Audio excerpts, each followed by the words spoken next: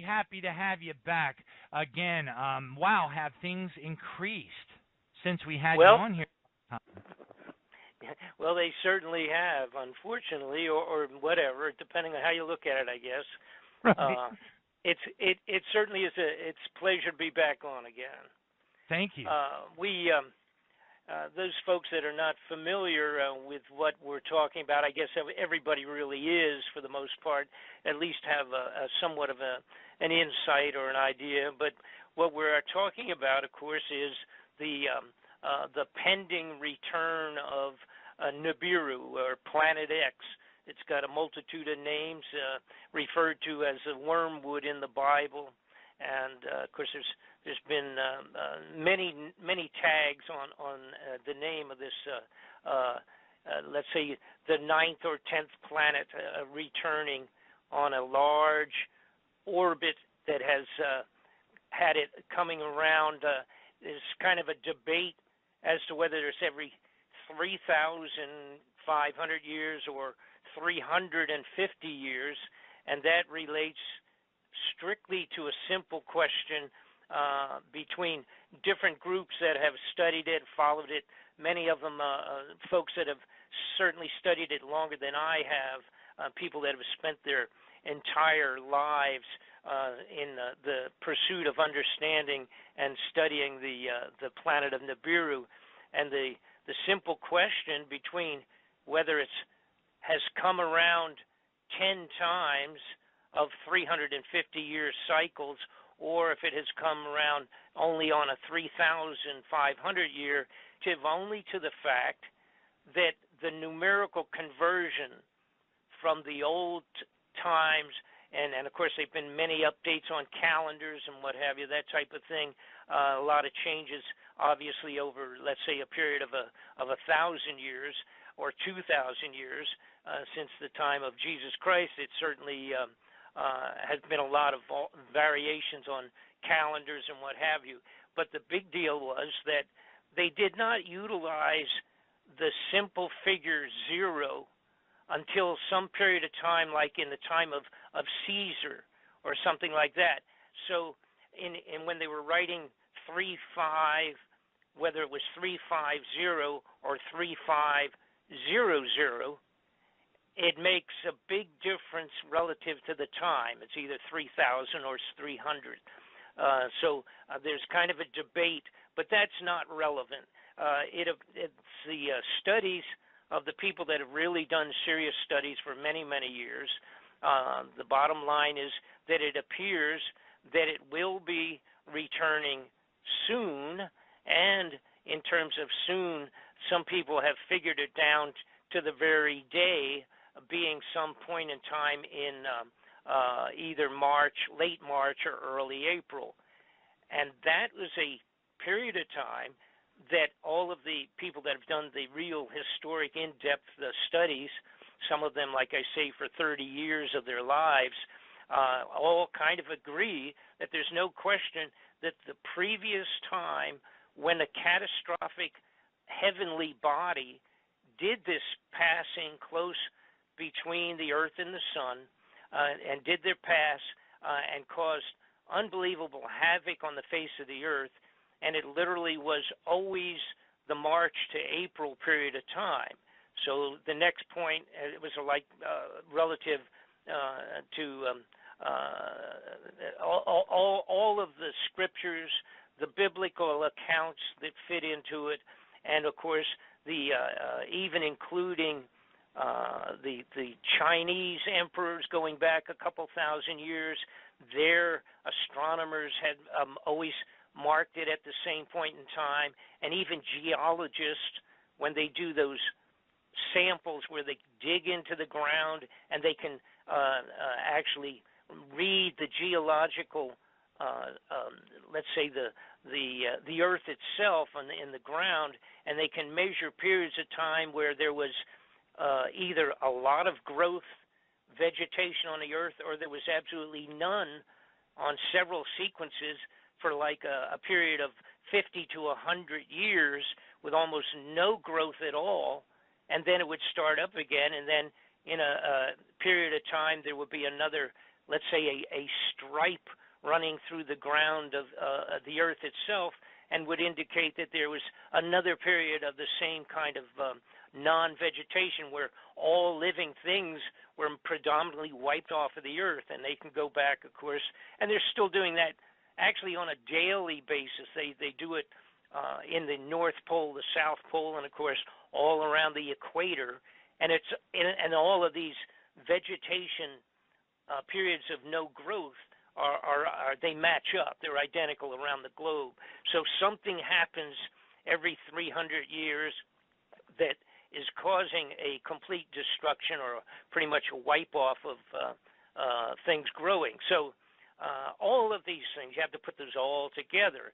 Now, as far as, and there are people that have really, like I say, just been studying the planet X, Nibiru itself.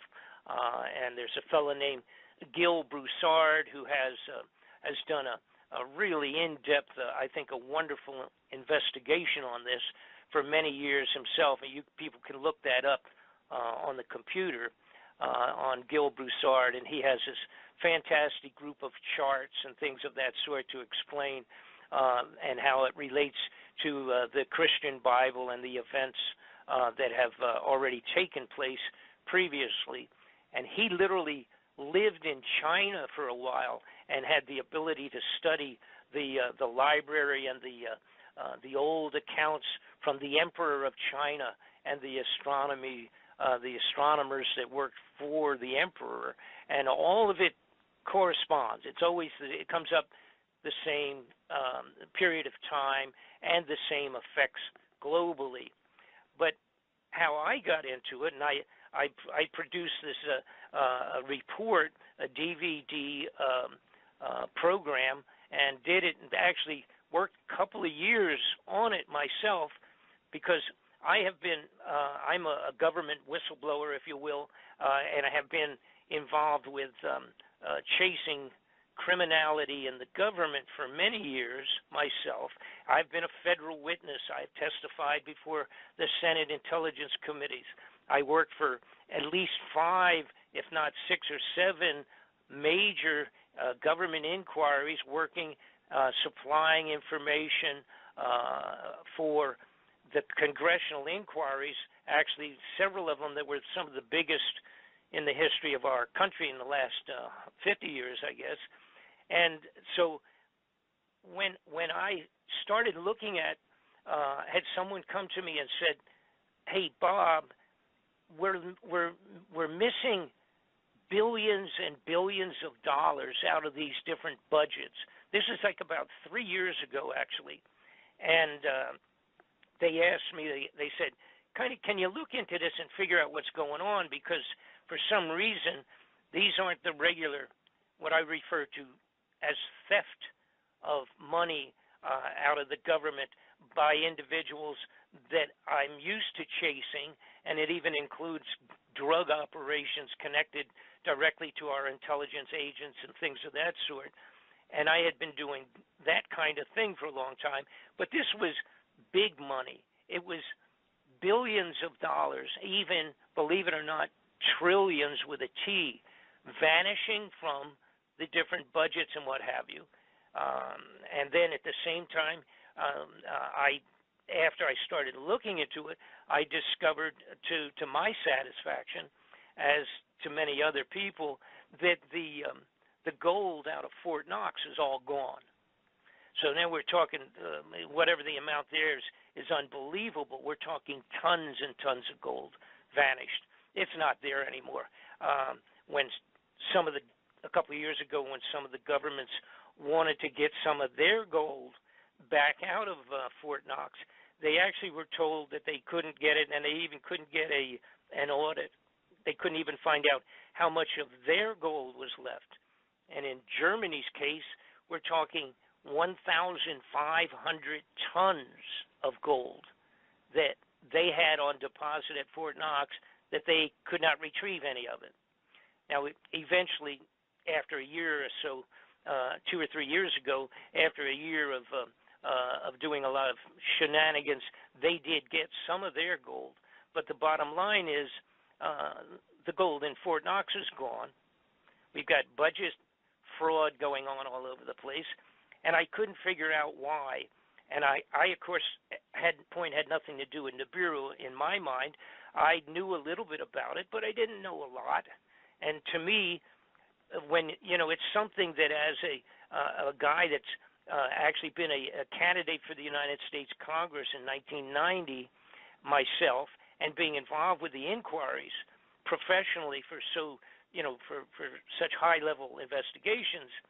I even did an inquiry for Manuel Noriega's lawyers when he was being charged with drug connections into the government. Looking into it, then I discovered, looking into the money, the vanishing of this money, because my problem was, once I realized that this was real, that there was trillions and billions disappeared, okay, going someplace, being stolen, manipulated or moved or something. And, you can't money launder $1 trillion. If you were a big drug smuggler, you have a heck of a time hiding or money laundering $1 trillion, obviously. So I couldn't understand what was happening.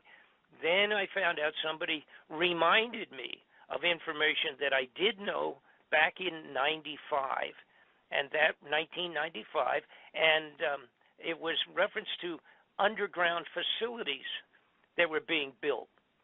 And again, I never chased that too much. I did go down in 1995 under the airport in Denver and verified that, in fact, there was this huge facility which is still under construction in the Denver airport underneath of it. That's real. And it dawned on me, well, wait a minute. So I looked farther into it, and I found that there was actually about 100 underground facilities in the United States. Then I found out that Russia in 2000 and from 2012 through 2014 had been building as many and had created 5,000 underground facilities in Russia. Now in Russia, the facilities, these 5,000 are not all large, gigantic ones like some of the ones are in the United States that can handle 10, 15,000 people underground for a long period of time. But they had built those. They had and they had a time schedule for themselves, and that was that by the beginning of, I believe it was 2014 or 2015, by the January of either 14 or 15, that those 5,000 were to be completed and ready for occupancy if needed. Same case in the United States. They had been putting for years huge amounts of the foodstuffs, dried stuffs, survival foods.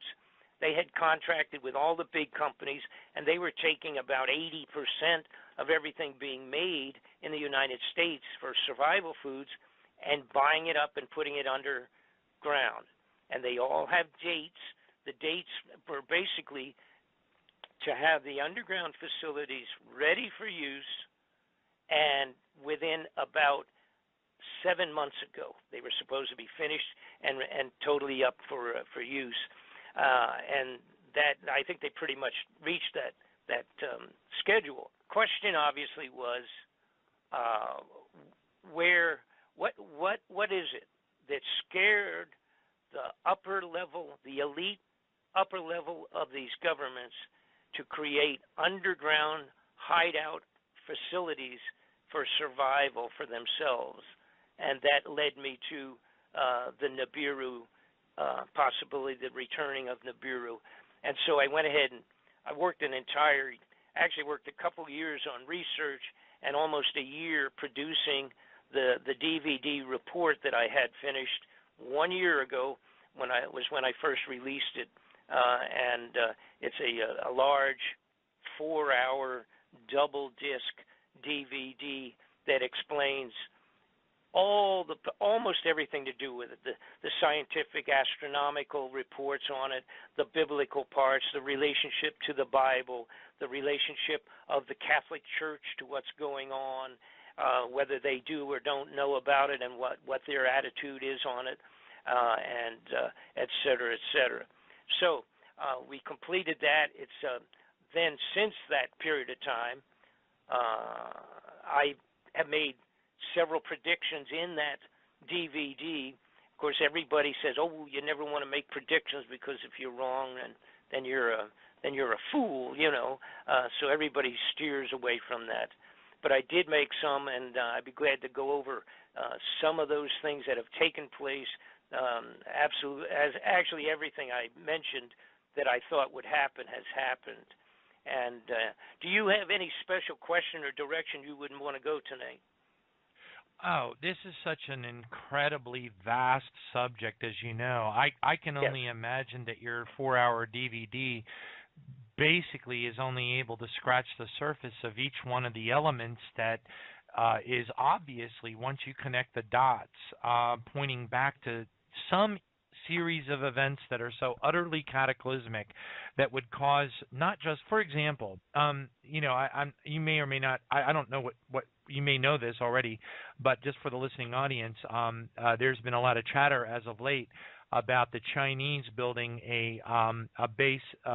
Some are referring to it as the Yulin Naval Base in Hainan Island, and it's got evidently the satellite imagery is showing that they've spent a whole lot of money to make sure that their nuclear submarines are able to move in and out of an underground facility on Hainan Island without us being able to detect them. Because one of the tactics used to detect and track the locations of nuclear submarines, which are arguably the greatest global thermonuclear war threat in the world today because of their, launch to impact time, which SLBM launched off the coast of the United States only has 7 minutes before impact or before detonation, and about 5 of those minutes it takes for POTUS to actually respond.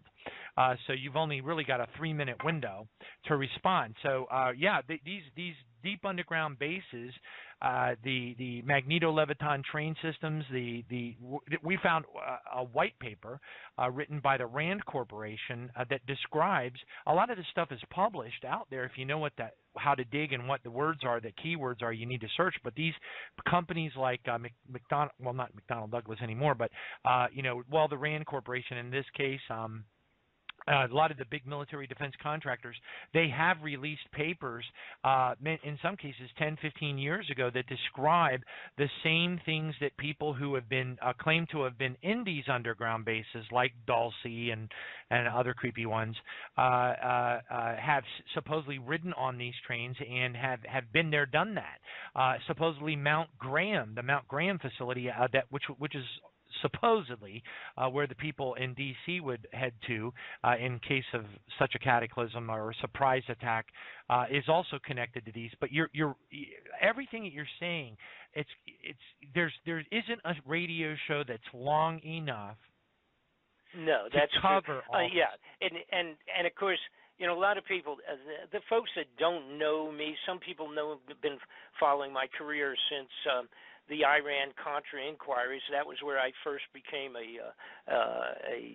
an interviewed witness in the congressional inquiry relative to the Iran-Contra mess, and then I ended up, from that point forward, I ended up being drawn into, because the people that I was exposed to, all the Central Intelligence and intelligence weapons suppliers, et cetera, and the overlapping, of course, with drug operations, where we were actually swapping out for the weapons we were supplying into a variety of locations around the globe.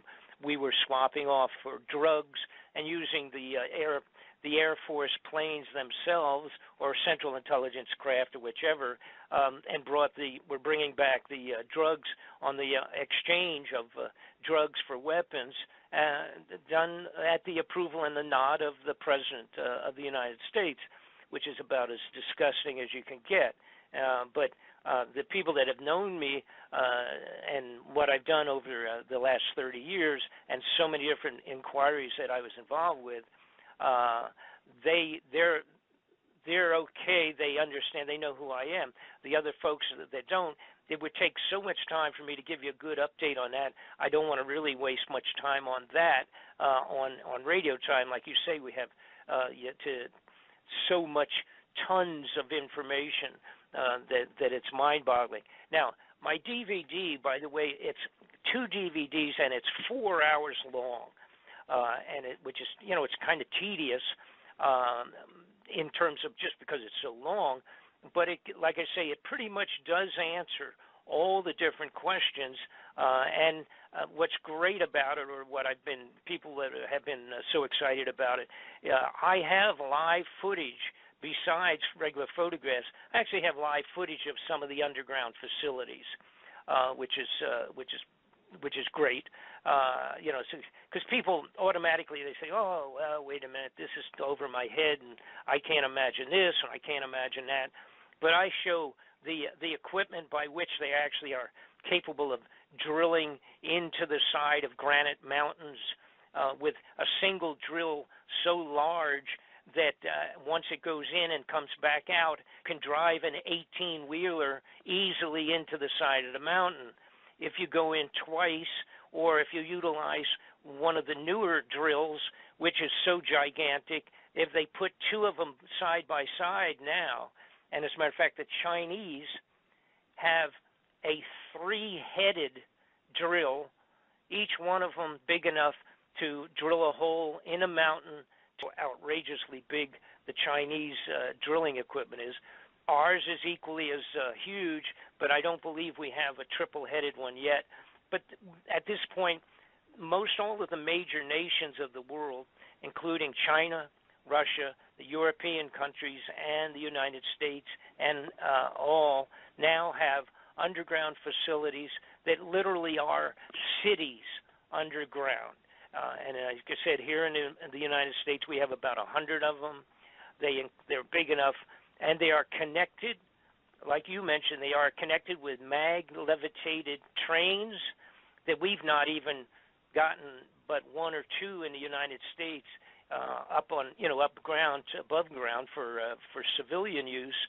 But they do have them connecting many of the cities' underground operations and connecting with either highways sufficient for 18-wheelers, which, by the way, we have, like I said, the pictures and the actual motion pictures of underground in these facilities, some of them.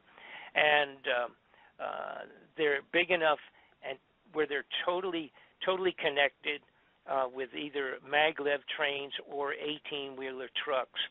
I've talked with truck drivers that have made deliveries that have gone underground and drive, let's say, go into a location in Arizona and can come up 1,000 miles away in another state underground, never seeing the light of day until they've completed the trip. So it's pretty amazing. And the success of our government in keeping things secret for so many years, it's so profuse and so well done and so deeply ingrained that the things that we have accomplished and what we are really doing, like in outer space and beyond, is so mind-boggling. It's like Star Wars as far as that part of it is concerned. And for the underground facilities, they have filled them with foodstuffs for survival of 10,000, 15,000 people in some of the locations. Russia's, the biggest one, is 50,000 people can be kept underground and live rather comfortably underground in Russia. The biggest one they have is about 50,000 for 50,000 people. Now, they are still exclusively designed strictly for the elite at the very highest level of the corrupted covert government that's now running the United States and those in Russia and in Red China. It's not obviously enough for everybody, and they could care less. They've taken their money. The money's gone. The gold's gone. We have no cash. That's all. Of course, cash is a joke anyhow. It means nothing, has no value. And again, I got into trying to figure out what in the world was going on. What would be the one problem that would all of a sudden constitute all of the big shots of the countries of the world to build underground facilities for themselves? And the answer is the return of Planet X or Nibiru. Now, I want to make a point because, matter of fact, let me briefly mention in my DVDs, and again, I originally released this 1 year ago, approximately a year ago. At that time, had worked on it for a couple of years, got it done, put it out, and I said in the DVD, I said, here are things that you can watch that will take place as this thing progressively moves into coming back and heading back into the heart of our solar system. And let me describe it basically to people that have not looked at this or heard much detail on this. It appears that Nibiru is about 5, could be 6, 7 times the size of Earth in dimension size. The diameter is about 5 times the size of Earth. It has 3 or 4 moons of its own that actually circle it like its own little solar system. And it, of course, drags behind it miles, millions of miles of space junk trailing along with it as it travels on its orbit. And its orbit is large. It's an elliptical orbit that takes it way out to the very edge of what we would refer to as the Oort cloud, which is this gigantic cloud of space junk, for the lack of a better term, that, believe it or not, and those people that are not aware of it, it totally encompasses the entire solar system. So our solar system is in the middle, if you drew it like a big target, so to speak, the center of the target, of course, being the sun for us, and then our 9 planets circling it being our solar system.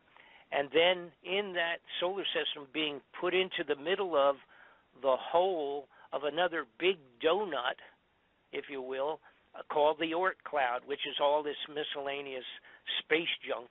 And it's kind of like we're in the middle of all of that. That whole group as an entity, my belief is, and there's people, again, disagreements on this, so to speak, but my belief is, and I think I'm correct, that Oort cloud with our solar system in the middle of that big donut is actually moving as a singular entity through the entire universe slowly, traveling through it. So you have that thing moving through while all the solar system is doing its common circling of the sun by all the planets. The planet, what they call the plane of the ecliptic, which is basically the plane on which most all of our planets are fairly close to running their orbit around the sun, all of them, as we go on out to Pluto, including Pluto. They are all on the plane of ecliptic. Most of the astronomers related to pursuing the study of Nibiru, they also are split not only on how long the time it takes for this particular planet to come back around on its orbit, being at 350 or 3,500 years, our years. There's a conflict between whether it's on our plane of the ecliptic, being pretty much on the same plane, like I say, give or take a few million miles, where all of our planets are on. It's kind of like on a flat disk, if you will, that kind of a concept, circling on a big dish or something. But there's an argument as to whether Nibiru may be coming back on 30, 35 degrees or 40 degrees off of the ecliptic. so that it actually could be. It's kind of like thinking in terms of it being, let's say, coming up from the basement to come back around the sun, or coming down from the attic to come down and around the sun, with its orbital tracking being 35 to 40 degrees off of our normal ecliptic. It makes a slight difference relative to where we might expect it to be coming from. And also, it is an infrared planet. It's a planet that's not seen commonly by the naked eye. It does not have its own light, so until it's close enough coming in where it'll start reflecting the light of our sun, we will not see it. There are, of course, major big infrared telescopes that are capable of seeing this, but number one, they're owned and operated by the government that's not going to say anything about it, and or number two, some of them are out so far, the planet's out so far, that we would have to put those telescopes out on huge extended satellite orbits or out in space on. So for the last 25 years, we've not been able to do that until fairly recent. And now we have some huge infrared telescopes way out into our planetary solar system, and they now are taking pictures of planets, and they are discovering huge numbers of planets that they never knew about, some of them within our solar system on the outer edge, some of them beyond our solar system also. Now, recently, there has been a discovery just a few months ago. They made a big deal of it. But this is a false flag. This is a discovery that, in my opinion, and many other people have been keeping track of this, that this is not, in fact, Planet X. And they said when they did the news release on this a few months ago, they said, oh, this is it. Maybe this is Planet X. And they got talking about it, but then here's the trick to this thing. What they said was, but it's out so far. Now, they said the size appears to be about what it would be, and it looks like there's other stuff circling it, and it's affecting other planets and things of that sort, or other heavenly bodies anyhow. And they said that this probably is Planet X. So everybody got excited because it was like an official astronomical announcement and put out into the news medium. All right, even CBS television reported it, okay, on regular network news that, oh, it looks like they really maybe have found this. Okay, this is not Nibiru, and it is not Planet X. And what they've done is told everyone that this is out so far, light years and light years away, that at very best, there's no reason to worry about it for another 1,000 years. All right? Wow. That's baloney. Okay? Unless the Bible's wrong and all the scriptures and writings of the Tibetan monks of 1,000 years ago on the top of the mountains and all the rest of that stuff, unless that's all, that would completely null and void. That would make all their information and all the scientific astronomical calculations wrong. Another thing is there has been an impression when they put out that press release, they put out the impression that, or they put out the release, and it appears a lot of people thought they said that it has been seen. When they said they found it, that it had been seen. And people are going on the radio and talking about, oh, now they saw this one, they finally found it. No, they never said that. They have not seen it. It is a mathematical formulation. By watching other things moving around, they are assuming that this thing is there, and they are assuming that it's the monomer group, and it's to misdirect people. The big thing of the elitists who have built these underground facilities for themselves, they have full intention of never announcing that this thing is positively coming back, and therefore you could start analyzing a specific time for its arrival. All right? They're not going to ever announce that. They cannot announce it to the world, to the people of the globe, the average guy on the face of the earth, because it will, as soon as they announce that this is a reality and it's going to come back, and it will cause the flooding like Noah's floods on the face of the earth. It will take out every satellite before it gets here. Its external effects with gravitational and electronic, just the static effect of this thing coming through. It will take out all of our satellites, all of our signals of satellites. So all that will be down. It will even end up affecting the sun so much that solar flares will completely take out our electricity before it's close enough to do other things. All right? It will take out the electricity, et cetera, et cetera. It will be complete chaos.